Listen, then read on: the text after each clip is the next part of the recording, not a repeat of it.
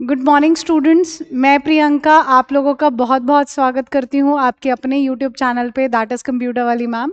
और ये आपकी सफलता बैच का सेकेंड क्लास है जिसमें हम लोग टॉपिक कवर अप करने वाले हैं मेमोरी। ठीक है, क्लास 1 मैं ऑलरेडी कवर अप कर चुकी हूँ जिसके अंदर सॉफ्टवेयर और उसके टाइप्स हम लोगों ने कवर अप किया था।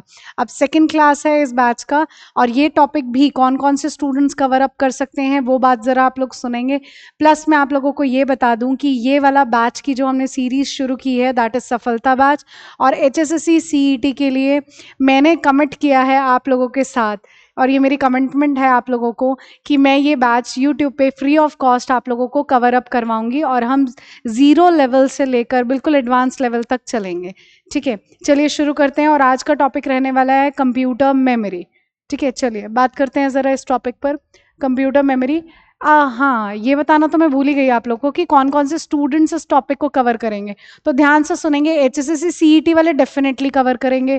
HSSC CET PSSB चंडीगढ़ वाले स्टूडेंट्स, चंडीगढ़ चाहे ASI के लिए आप लोग प्रिपेयर कर रहे हैं या JBT के लिए या TGT के लिए प्रिपेयर कर रहे हैं वो लोग, इवन UGC वाले भी कैन कवर। ICT का जो पेपर 1 है जिसमें 5 क्वेश्चंस आते हैं 10 मार्क्स के, वो लोग भी कवर कर सकते हैं। ठीक है, इसके बाद और कौन से स्टूडेंट हैं? SSC वाले स्टूडेंट्स इसको कवर कर सकते हैं, दिल्ली पुलिस वाले स्टूडेंट्स कवर कर सकते हैं।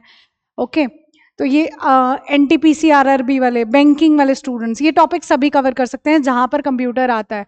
All competitive exams any state सब कवर कर सकते हैं। ओके, चलिए तो बात करते हैं कंप्यूटर की मेमोरी। कंप्यूटर की मेमोरी जैसे यहाँ पे डेफिनेशन में लिखा हुआ है आप लोग को दिख रहा है ना, जैसे ह्यूमन का ब्रेन है, ब्रेन में हम सारी चीज़ें सेव करते हैं, वैसे ही कंप्यूटर की मेमोरी में हम फाइल्स को स्टोर करते हैं। ओके, तो अब कंप्यूटर की मेमोरी को हम 3 भागों में डिवाइड करते हैं, 3 पार्ट्स में डिवाइड किया जाता है।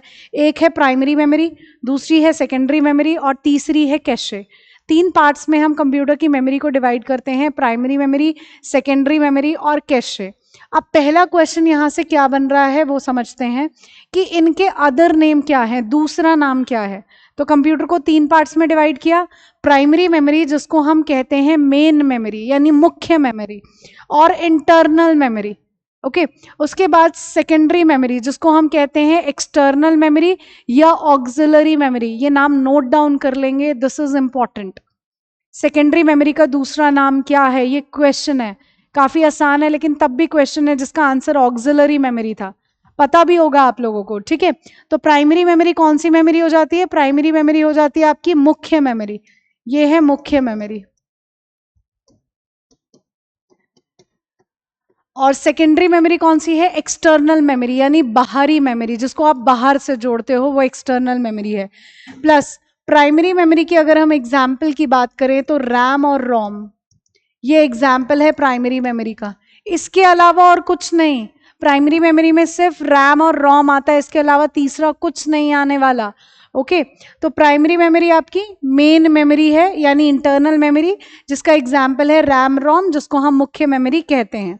उसके बाद दूसरा आ रहा है सेकेंडरी मेमोरी, जिसका ऑक्सिलरी मेमोरी जरा याद रखेंगे, ऑक्सिलरी मेमोरी। ठीक है, जिनको हम बाहर से जोड़ते हैं, बाहर से जोड़ते हैं यानी अटैच्ड एक्सटर्नली, इसे हम कहते हैं सेकेंडरी मेमोरी। ठीक है, सेकेंडरी मेमोरी की अगर मैं एग्जाम्पल की बात करूं तो क्या आएगा? हार्ड डिस्क आएगा, CD आएगा, DVD आएगा, उसके बाद फ्लॉपी डिस्क भी आएगा। क्या होते हैं इन पर हमने बात करनी है, मेमोरी बहुत लंबा टॉपिक है। ठीक है, आज की क्लास में तो हम प्राइमरी मेमोरी डिस्कस करेंगे, कैशे, सेकेंडरी मेमोरी, ये सब डिस्कस करना है हम लोगों ने। ठीक है, बहुत लंबा टॉपिक है। जो टॉपिक इस चैनल पे कवर अप होंगे इसके क्वेश्चन आपका एक भी बाहर नहीं जाएगा। ठीक है, these are my words, channel यहीं पड़ा है, मैं यहीं हूँ। क्वेश्चन बाहर जाएगा इस टॉपिक से, मैम ये वाला क्वेश्चन नहीं आया था, आके कमेंट कर देना मुझे। ठीक है, यहीं मिलूंगी आप लोग को, कहीं नहीं जा रही हूँ। ओके, तो कमेंट कर दीजिएगा मुझे अगर आपके क्वेश्चन बाहर जा रहे हैं तो। अगर कुछ एक्स्ट्रा क्वेश्चन है इस टॉपिक से तो भी मुझे कमेंट कर दीजिएगा कि मैम इस कॉन्सेप्ट पे तो आपने बात ही नहीं करी और ऐसे क्वेश्चन हमारे पास एग्जाम में आ रहे हैं। लेकिन अगर कवर अप हो रहे होंगे तो भी मुझे कमेंट करके बताना है कि मैम ये तो क्वेश्चन सारे कवर अप हो रहे हैं। ये बात सुन के मैं भी तो मोटिवेटेड होती होंगी ना, अब तो मुझे स्टूडेंट्स को बहुत अच्छे से पढ़ाना है ऐसा कुछ। ठीक है, तो मेरी मोटिवेशन के लिए वैसे मेन आर सब्सक्राइबर्स। ठीक है, तो शेयर माय चैनल, चलिए बात करते हैं आगे।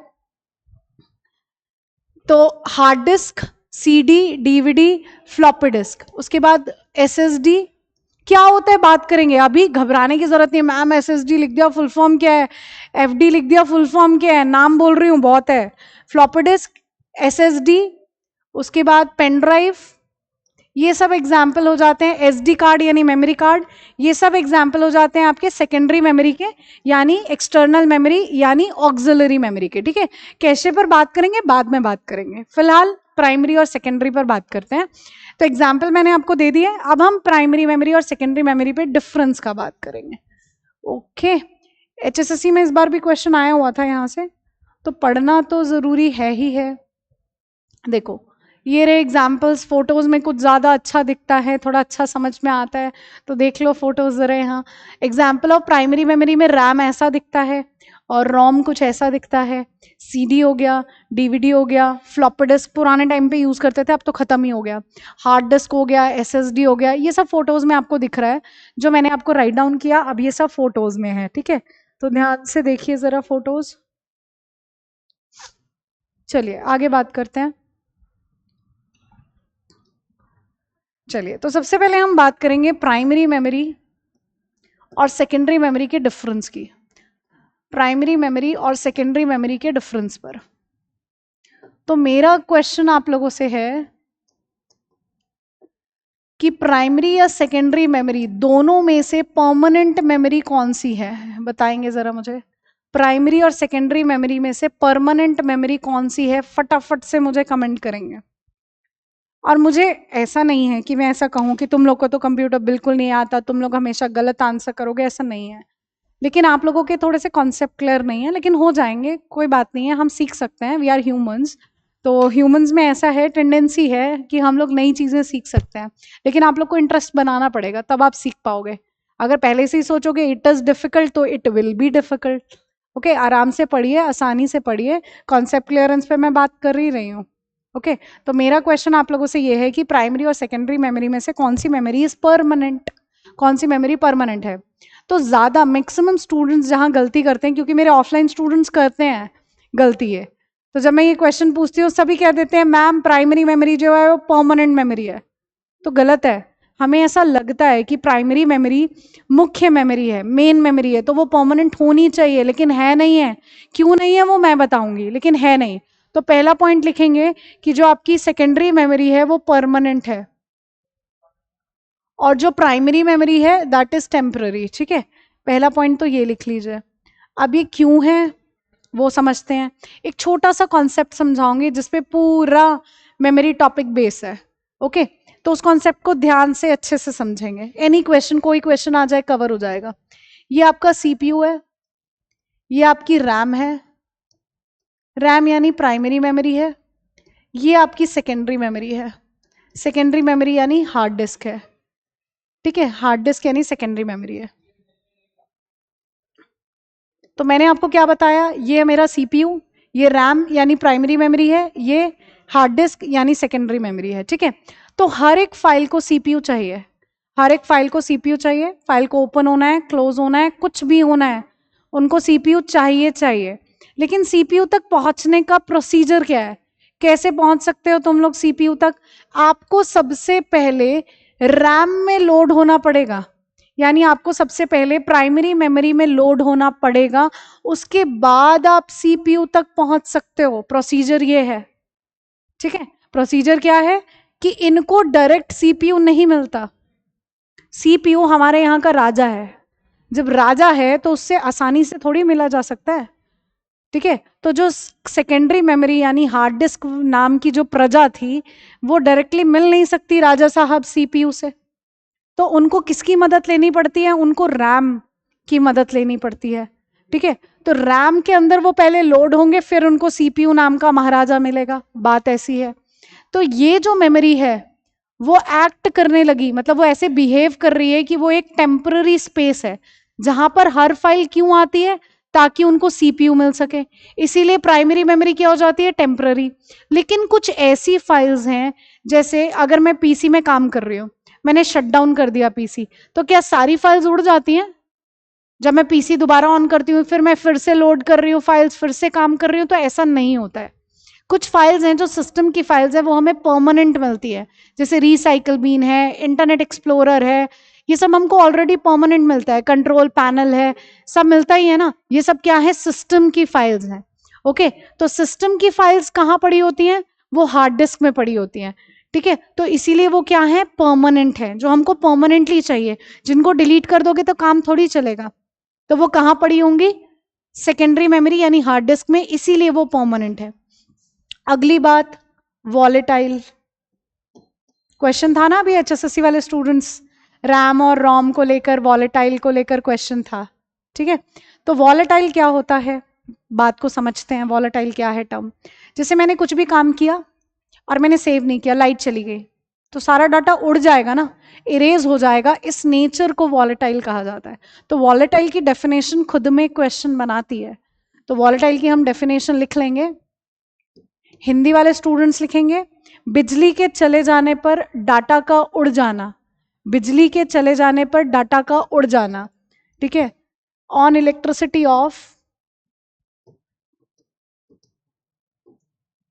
डेटा इज इरेज्ड, बिजली के चले जाने पर डाटा का उड़ जाना, इसे हम कहते हैं वॉलेटाइल। ठीक है, और जो सेकेंडरी मेमोरी है वो नॉन वॉलेटाइल है। ओके, अब ज्यादा कुछ लंबे चौड़े डिफरेंसेस पर मैं बात नहीं कर रही हूँ, 2 पॉइंट लिखवाए हैं, एक और पॉइंट लिखवाऊंगी बस। ज्यादा मैं कुछ लंबा चौड़ा पढ़ाती नहीं हूँ, लेकिन क्वेश्चन जरूर कवर हो जाते हैं। ओके, तो कई स्टूडेंट्स मुझे कह देते हैं ma'am you are very over confident. अब पता नहीं, ओवर कॉन्फिडेंस तो मुझे नहीं लगता है, लेकिन इतनी मैंने तैयारी करी है ना, इतना एक्सपीरियंस है मुझे पढ़ाने का, इसीलिए शायद। ठीक है, ओवर कॉन्फिडेंस तो नहीं है, लेकिन एक्सपीरियंस है ये, बस। चलिए, अब क्वेश्चन क्या है, मैं अगर आपसे पूछूं कि प्राइमरी मेमोरी फास्टर है या सेकेंडरी मेमोरी फास्टर है, ये बताओ। तो जब हम फास्टर की बात करते हैं तो फास्टर यानी सीपीयू तक पहुंचने में कौन तेज है। तो देखो मैंने यहाँ क्या बताया, ये सीपीयू, ये प्राइमरी मेमोरी, ये सेकेंडरी मेमोरी है ना। तो इनको तो वैसे, ये तो वैसे भी दूर पड़े हैं, ये तो आ ही नहीं सकते ना। तो इसके नजदीक कौन है, सबसे नजदीक कौन है, प्राइमरी मेमोरी। तो यानी फास्टर कौन हुआ, प्राइमरी मेमोरी हुआ ना। क्यों हुआ, क्योंकि वो सीपीयू के नजदीक है। तो अगर आपसे पूछे इजीली एसेसेबल मेमोरी कौन सी है, वो मेमोरी जो आसानी से एक्सेस की जा सकती है सीपीयू के जरिए, वो कौन सी है, तो वो कौन होगी, प्राइमरी मेमोरी, क्योंकि वो नजदीक है।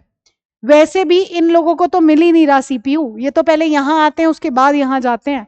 तो यानी फास्ट कौन हो गया, तो प्राइमरी मेमोरी हो गई फास्टर। क्वेश्चन कवर हो जाता है यहां से। ओके, तो यही डिफरेंसेस हम लोगों ने लिखने हैं और हमारे क्वेश्चंस कवर है। आगे बात करते हैं। आगे हमने प्राइमरी मेमोरी को 2 पार्ट्स में डिवाइड करना है। ओहो, प्राइमरी मेमोरी को 2 पार्ट्स में डिवाइड करिए।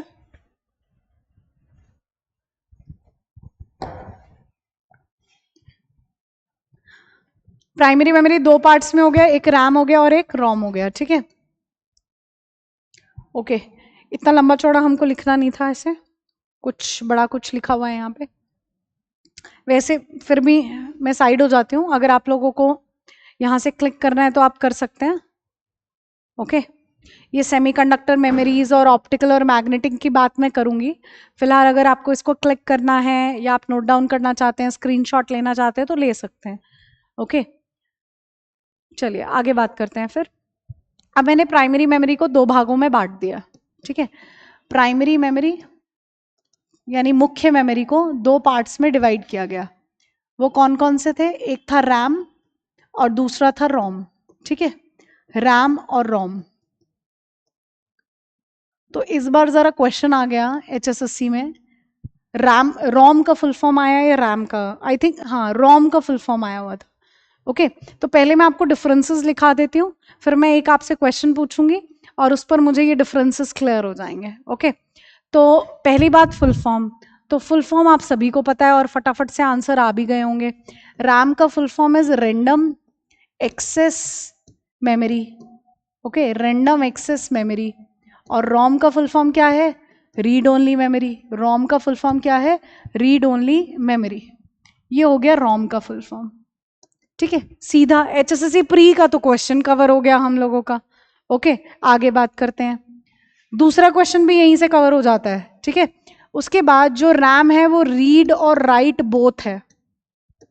देखो, रीड और राइट बोथ का मतलब है आप उसमें जो फाइल्स पड़ी हैं उनको आप पढ़ सकते हो, और राइट मतलब उसमें आप एडिटिंग यानी बदलाव यानी मॉडिफिकेशन भी कर सकते हो। लेकिन रोम में ऐसा नहीं कर पाओगे। रोम जो है वो खाली रीड ओनली है, वहां पर आप एडिटिंग नहीं कर सकते, उन फाइल्स को सिर्फ पढ़ सकते हो, कोई मॉडिफिकेशन नहीं हो पाएगा। उसके बाद जो रैम होता है वो टेम्पररी होता है, और जो रोम होता है वो परमानेंट होता है। कैसे होता है घबराने की बात नहीं है, मैं अभी फटाफट से एक एग्जांपल दूंगी, तुम्हें ये पूरा का पूरा कॉन्सेप्ट क्लियर हो जाएगा, तुम्हें रटने की भी जरूरत नहीं पड़ेगी, ठीक है। और रैम जो होता है वो वॉलेटाइल होता है, और रोम जो होता है वो नॉन वॉलेटाइल होता है। वॉलेटाइल का मतलब हमें समझ में आ गया था। देखो, HSSC प्री में क्वेश्चन जो अभी हुआ हमारा CET प्री वाला, तो 2 शिफ्ट में क्वेश्चंस था, दोनों इस वाले पॉइंट से कवर्ड है, ठीक है। पहला एक क्वेश्चन किसी भी शिफ्ट में आया था, आई डोंट रिमेंबर कौन से शिफ्ट में था, लेकिन था, लेकिन क्वेश्चन आया था, तो मैं बात कर रही हूँ। मुझे ऐसा लगता नहीं है कि आगे इस तरीके के क्वेश्चन पूछे जाएंगे। पहला क्वेश्चन क्या था, रोम की फुल फॉर्म कवर्ड। दूसरा क्वेश्चन क्या था, स्टेटमेंट वाला क्वेश्चन था कि भाई फास्टर कौन है, स्टेटमेंट बताओ कि कौन सी मेमोरी, क्या रैम वॉलेटाइल है, ये स्टेटमेंट ट्रू है या फॉल्स है। दूसरी स्टेटमेंट थी कि रैम जो होता है वो फास्टर होता है सेकेंडरी मेमोरी से, ऐसा पूछा गया था। तो इन पर हम लोग बात करेंगे, ओके।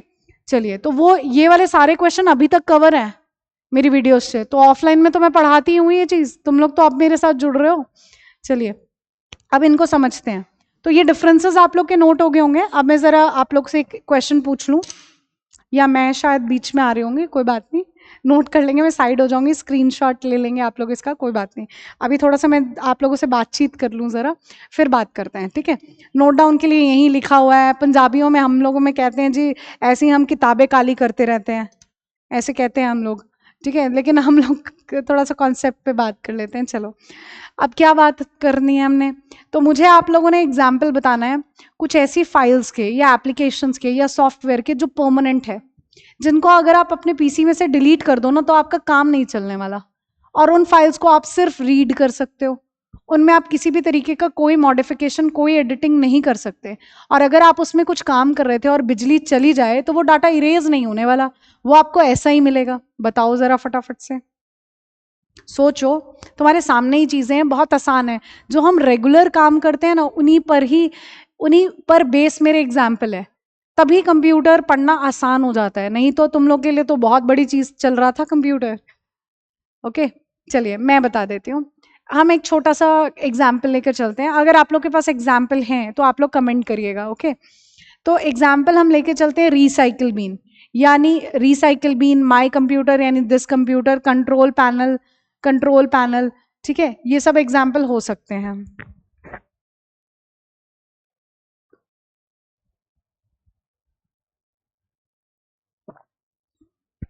चलिए, तो हम एग्जाम्पल लेके चल रहे हैं रिसाइकिल बीन का, लेकिन रिसाइकिल बीन से भी मुझे ना कुछ क्वेश्चन याद आ जाते हैं, तो वो भी सुन लेते हैं हम।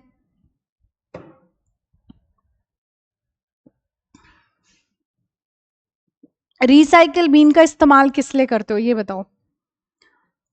तो रिसाइकिल बीन में डिलीटेड फाइल्स जाती हैं, ये हमें पता है, लेकिन एक क्वेश्चन आया कि रिसाइकिल बीन क्या काम करता है, तो हमें पता है डिलीटेड फाइल्स जाती हैं। लेकिन 2 ऑप्शन थे जिसमें लिखा था, एक में कि भाई आप ना कॉपी पेस्ट करते हैं, और दूसरे में था कि आप ड्रैग करते हैं, ड्रैग मतलब खींच के ले जाते हो, या तो कॉपी पेस्ट करते हो जिस फाइल को डिलीट करना है रिसाइकिल बीन में ले जाकर, या ड्रैग करते हो जिस फाइल को आपने डिलीट करना है उसको रिसाइकिल बीन में ले जाकर। ये 2 ऑप्शन दिए हुए थे जब रिसाइकिल बीन का क्वेश्चन पूछा था, और पंजाब के पेपर्स में क्वेश्चन था ये, ठीक है। तो आंसर क्या होने वाला है इसका, जी हम लोग कभी कॉपी पेस्ट नहीं करते, हम या तो वहीं पर डिलीट कर देते हैं फाइल्स, वो ऑटोमेटिकली रिसाइकिल बीन में पहुंच जाती है, या जिस फाइल को हमें डिलीट करना है हम उसे खींचते हैं और छोड़ देते हैं रिसाइकिल बीन में, यानी ड्रैग कर देते हैं। तो आंसर क्या बन जाता है, जिस फाइल को आपने डिलीट करना है उसे आप ड्रैग करते हैं रिसाइकिल बीन के अंदर, डिलीटेड फाइल्स जाती हैं रिसाइकिल बीन के अंदर, ठीक है। ये रिसाइकिल बीन से रिलेटेड क्वेश्चन हो गया कवर्ड। अब आ जाते हैं अपने टॉपिक पर अगेन, रैम एंड रोम का डिफरेंस, ठीक है। तो रैम एंड रोम क्या कर रहा था, मेरा क्वेश्चन पूछा मैंने आपसे, तो मैंने आपको एग्जाम्पल दिया, रिसाइकिल बीन लेके चलते हैं, सबको बात समझ में आती है। तो रिसाइकिल बीन जो है, क्या मैं उसको डिलीट कर सकती हूँ? सोचो जरा, क्या मैं रिसाइकिल बीन को डिलीट कर दूं और मैं अपने पीसी में काम कर लूंगी?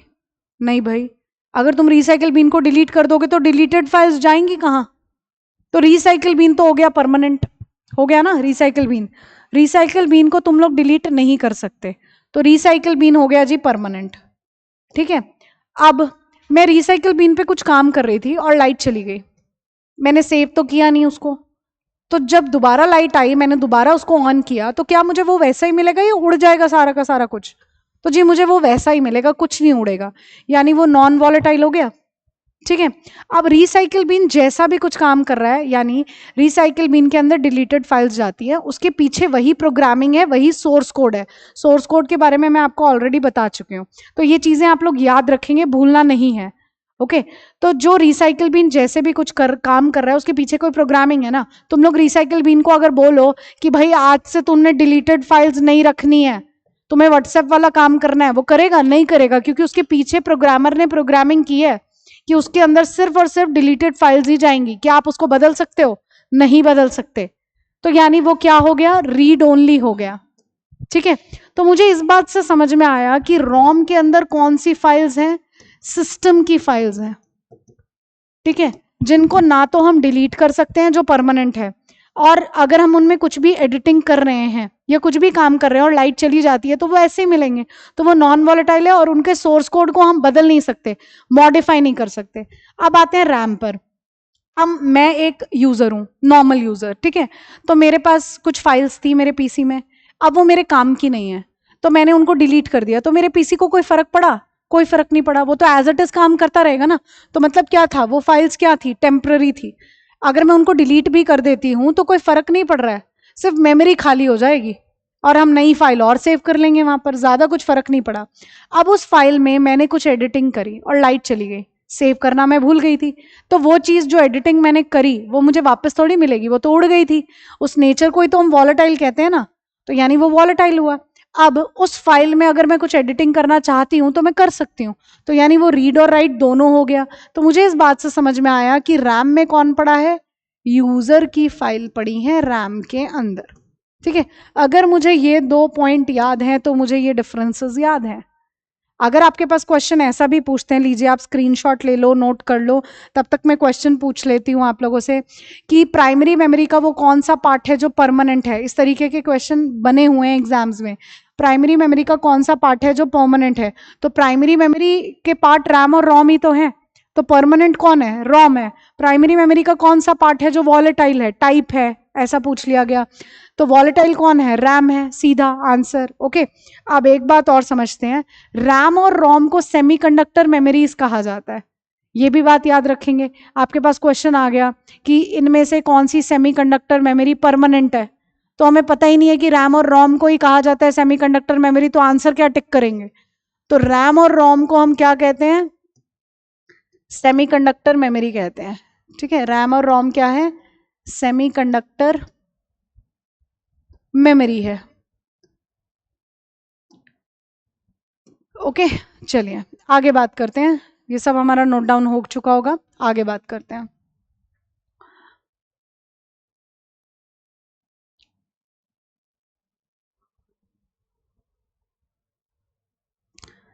ठीक है, रैम, प्राइमरी मेमोरी को रैम और रोम में डिवाइड किया, ये हम लोगों ने पढ़ ही लिया। आगे रैम को हमने डिवाइड करना है।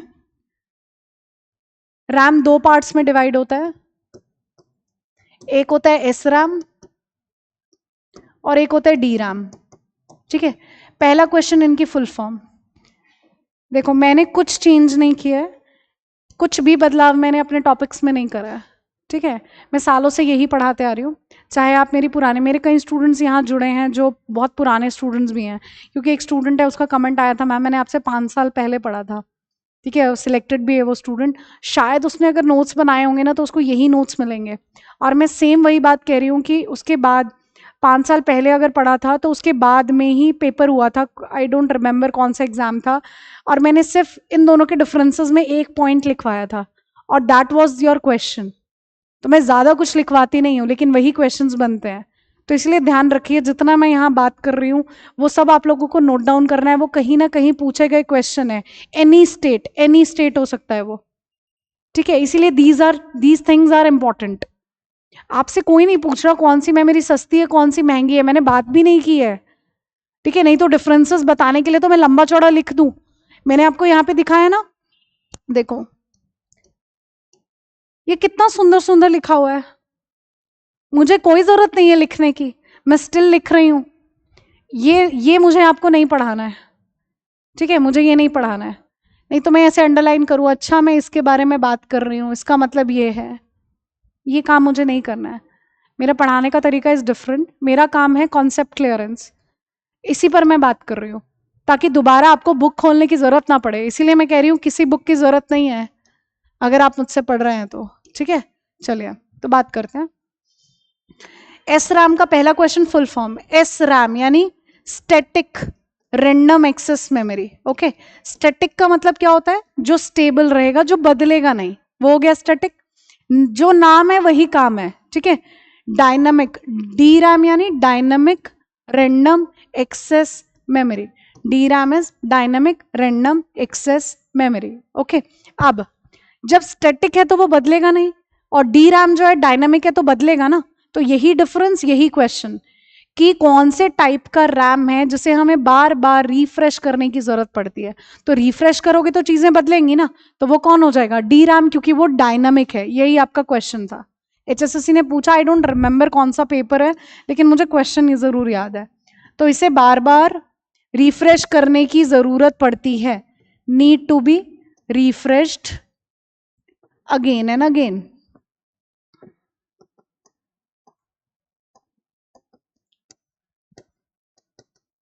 बार बार रिफ्रेश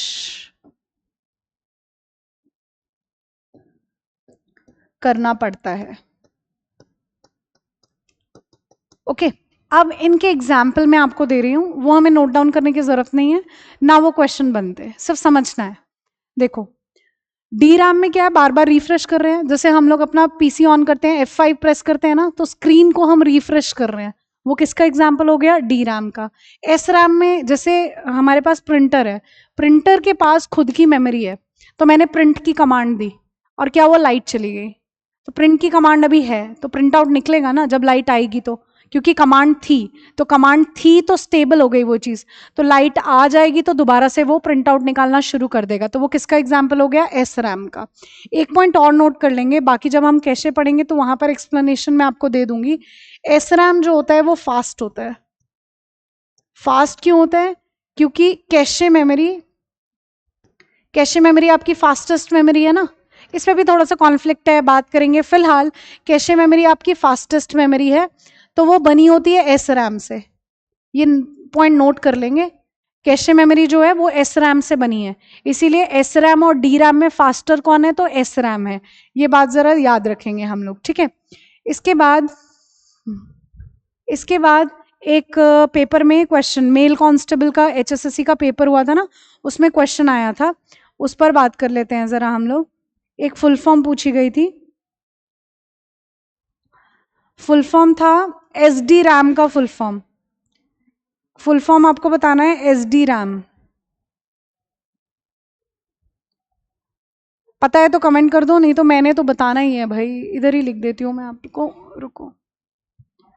ओके, एसडी रैम का फुल फॉर्म, एसडी रैम, ये फुल फॉर्म का ही क्वेश्चन आया था, तो एक्सप्लेनेशन पे ज़्यादा चलेंगे नहीं हम। लेकिन हाँ, पंजाब वाले स्टूडेंट्स ने भी बताया था, हरियाणा के पेपर में तो आया था मेल कांस्टेबल, जब बहुत सारे सेट आए थे ना तब की बात है, 25 या 28 सेट आए थे तब आया था ये क्वेश्चन, ठीक है। और मुझे पंजाब वाले स्टूडेंट्स ने भी बताया था कि पंजाब एसआई वाले पेपर में भी मैम ये क्वेश्चन था। एसडी रैम का फुल फॉर्म है synchronous dynamic random access memory, ठीक है। रैम का तो फुल फॉर्म कर ही लेंगे, हिंदी वाले स्टूडेंट्स के लिए भी लिख देती हूँ, फिर तुम लोग बहुत शोर मचाते हो कि मैम हमें हिंदी में पढ़ाओ। Synchronous dynamic random access memory, ये लो भाई, ठीक है, डन है। चलिए, तो ये आपके फुल फॉर्म्स हो गए। जो क्वेश्चंस पूछे गए हैं यहाँ से उन पर हम लोगों ने बात कर ली, ठीक है।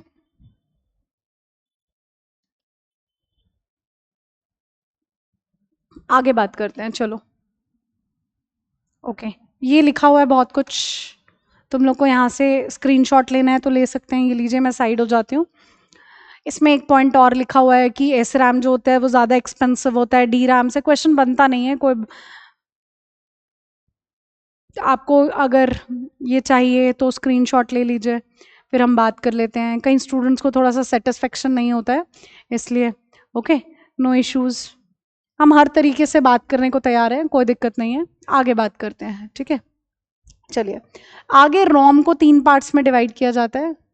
अच्छा, उससे पहले मेरे क्वेश्चन का आंसर दे दो, फिर तुम कहोगे मैम पंजाबी में लिखा हुआ है। कोई बात नहीं है, क्वेश्चन है, आंसर कीजिए। क्वेश्चन इज क्वेश्चन, लेकिन क्वेश्चन को इधर उधर का नहीं है, एग्जाम का क्वेश्चन है, इसलिए चलो पढ़ो और फटाफट आंसर करो। क्वेश्चन क्या है? समटाइम्स, हिंदी में मैं समझा देती हूँ। Sometime computer speed begin to drop, कभी कभी ऐसा होता है कि कंप्यूटर की स्पीड जो है वो गिर रही है। तो कौन सी मेमोरी है जो ओवरलोडेड है जिसकी वजह से कंप्यूटर की स्पीड गिर रही है? ठीक है, तो आंसर अगर आ गया तो फटाफट कमेंट करो, बाकी मैं समझा देती हूँ। ये सीपीयू, ये आपकी रैम यानी प्राइमरी मेमोरी, और ये आपकी सेकेंडरी मेमोरी यानी हार्ड डिस्क, ठीक है। तो इसने पूछा कि कौन सी मेमोरी जो है वो ओवरलोड है जिसकी वजह से कंप्यूटर की स्पीड गिर रही है। जब कंप्यूटर की स्पीड गिरेगी तो मतलब क्या है? सीपीयू प्रोसेसिंग स्पीड अच्छी नहीं दे रहा ना, यही मतलब है।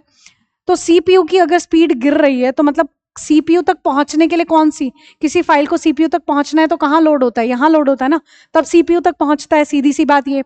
तो मतलब ये वाली जो आपकी मेमोरी है वो ओवरलोड हो रही है जिसकी वजह से सीपीयू की प्रोसेसिंग स्पीड घट रही है, सिंपल, ठीक है। तो मैंने आपको बोला कि एक ही कॉन्सेप्ट है पूरे मेमोरी टॉपिक पर, each and every question will be covered. ये कॉन्सेप्ट मैंने यहां पर भी अप्लाई किया, और ऐसे ही और क्वेश्चंस आएंगे मैं सेम कॉन्सेप्ट अप्लाई करूंगी। तो इसका आंसर क्या हो जाता है जी? रैम, ठीक है। डार्क कलर ले लेती हूं, फिर बड़े सारे कमेंट आ जाते हैं, रैम आ जाएगा आंसर। ओके, चलो आगे बढ़े जरा हम। ये लो जी क्वेश्चन, इनमें से कौन सा कैरेक्टरिस्टिक नहीं है रैम का? नहीं है पूछा है, ठीक है। नॉट कैरेक्टरिस्टिक ऑफ रैम, तो रैम अभी अभी हमने पढ़ा, क्या रैम वॉलेटाइल होता है? हाँ होता है। अब उसने बोला नॉन वॉलेटाइल, तो नहीं भाई, रोम होता है नॉन वॉलेटाइल। तो अब इसने बोला small size as compare to hard disk, इसको समझते हैं। प्लस रैम क्या बोला? फास्टर, तो बिल्कुल है। देखो हार्ड डिस्क हमें कितनी अवेलेबल है?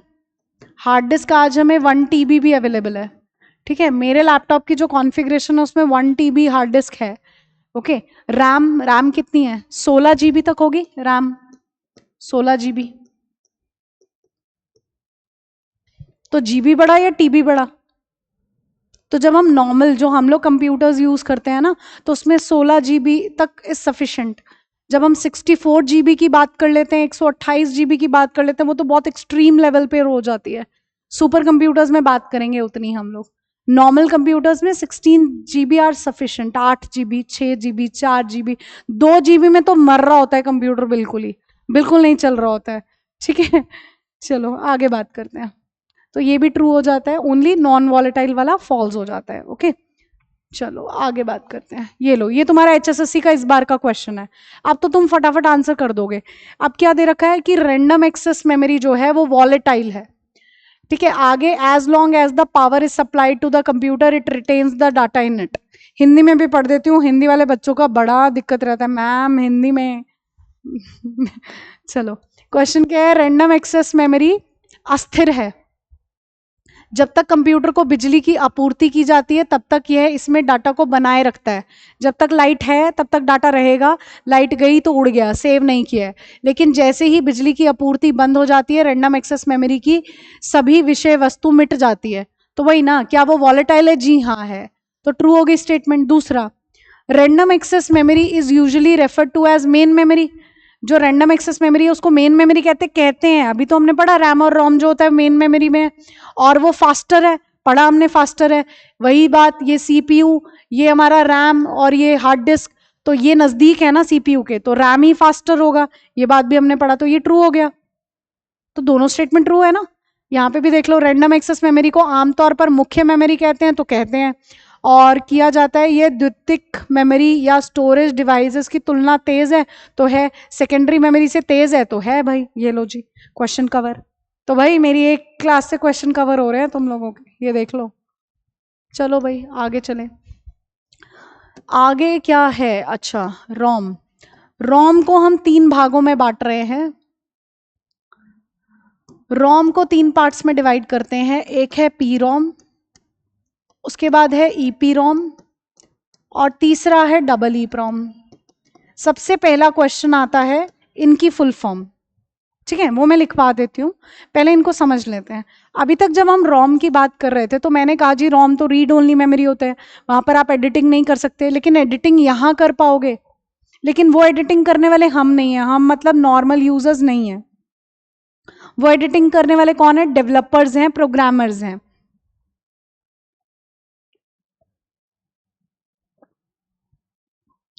तो मतलब ये एडिटिंग यानी बदलाव कब हो पाएगा, तो ये मैन्युफैक्चरिंग टाइम पर, जब वो चीजें बनकर आ रही है हमारे पास तब किया जाएगा, ठीक है।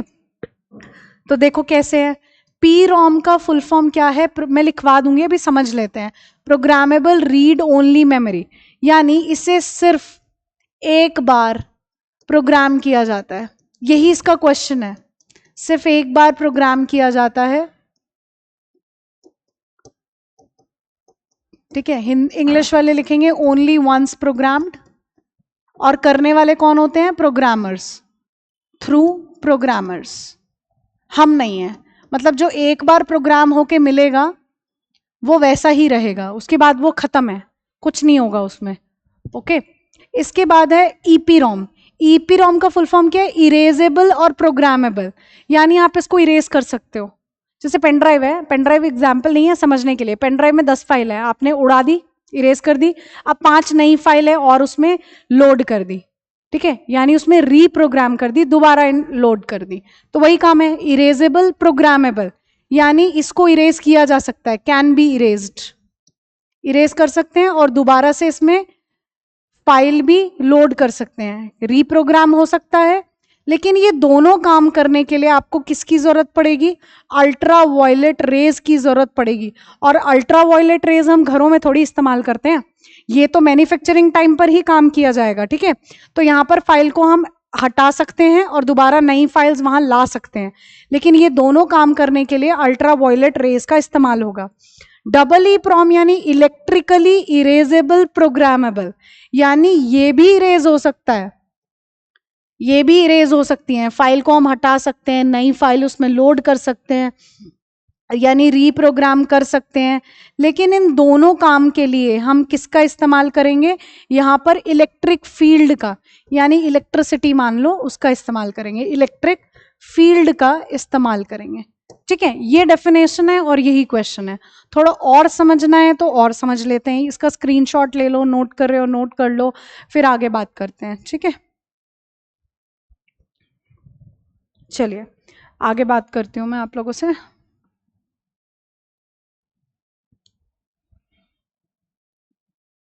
अच्छा यहाँ चला गया, ये लो भाई, ये कुछ अच्छा अच्छा तुम लोग को नोट करना है, यहाँ से कर सकते हैं।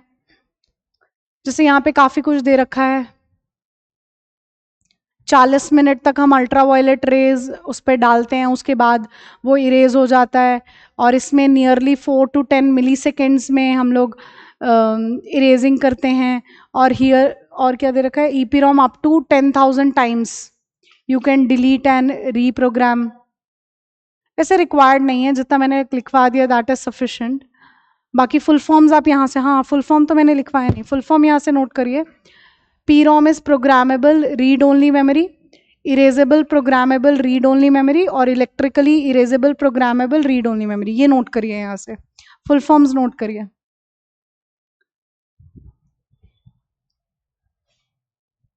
ठीक है, फुल फॉर्म नोट करिए।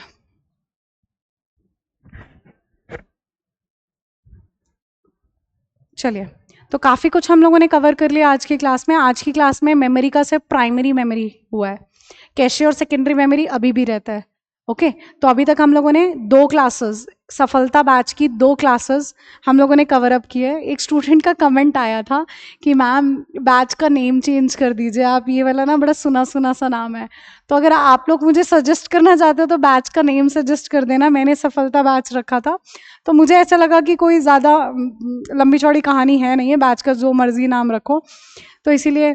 लेकिन स्टिल अगर आप लोग को ऐसा लग रहा है तो कोई नाम सजेस्ट कर दो, मैं नया नाम रख दूंगी बैच का, डजेंट मैटर, ठीक है। बाकी अगर आप लोग को ये वीडियोस अच्छी लग रही हैं, आप लोग का समझ में आ रहा है, तो शेयर माय चैनल।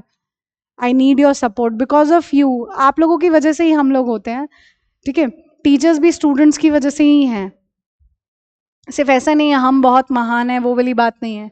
टीचर्स भी हम तभी बनते हैं जब स्टूडेंट्स हैं हमारे पास। तो इसीलिए अगर आप लोग को ये कंटेंटफुल चैनल लग रहा है तो share my channel and subscribe. Okay, thank you so much.